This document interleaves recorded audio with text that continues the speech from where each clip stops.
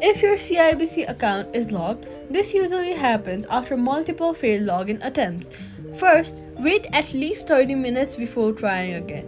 If your account is still locked, you're going to go ahead and use the password recovery option to reset your login credentials. Click on having trouble logging in, then forgot user and reset your password. While resetting your password, make sure that your new password is different from the older one, and make sure that it is unique and strong password so people won't have access to your data and privacy. Then make sure your identity verification details are correct. Check for use lowercase, uppercase, make sure caps lock is off, check numbers. Then if you cannot unlock the account through the app, contact CIBC customer support for assistance, and that's it. Subscribe for more quick